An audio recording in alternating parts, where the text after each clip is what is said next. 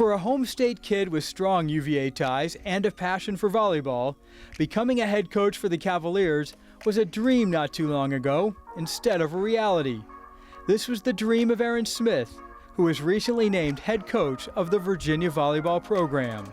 Smith jumped at the chance to become an assistant for the Cavaliers 5 years ago, and he's now excited and ready to lead the program.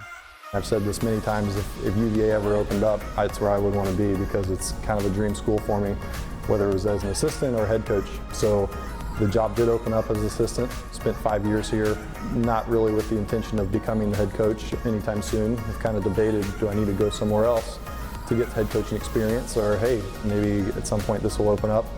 Well, it did, and I couldn't be more grateful for the opportunity.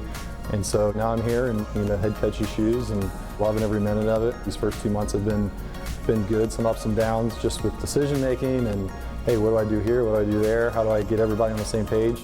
But I think we're getting there, and I couldn't be more excited about the opportunity. I grew up a fan of UVA athletics, just being back here in my home state at a school that I'm passionate about. I think from a recruiting standpoint, it's an easy sell. I mean, it's got great academics. Every time I talk to a recruit, it's I want a high academic program that has high level volleyball. And I think that there's certainly a handful of schools out there that can provide that, but really at the level that we can provide academically. And I think the direction that our volleyball program is heading, we're one of a kind really on, particularly in the East Coast. So that's what I want to create. It's definitely different. In the assistant chair, you think, why aren't we doing this? Or this seems like an easy decision, why have we done this yet? Now that I'm in that chair, I'm thinking about a lot of different things at all times. I found that, hey, when I'm in the gym, I need to focus about training. I need to focus on the kids. What are we focused on that day? How are we getting better? Working with my staff to make sure that they're on the same page. That has been a big adjustment for me is, hey, let's make sure we are all on the same page and we're getting better in the areas we need to get better on, whether it's that day or that week.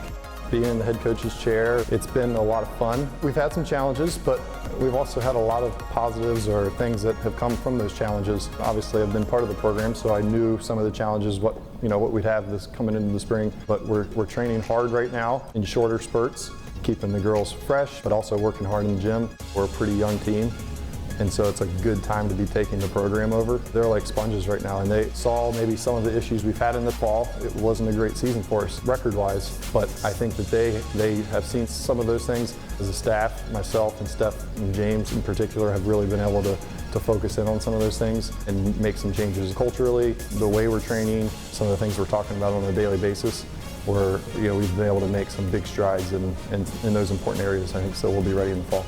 So one of the conversations we had up in our office this week was kind of a review of our defensive positioning, so making sure that we're all kind of getting on the same page. As our focus has been all week, it's been on more of a defensive kind of mentality, and it's going to carry over into practice today.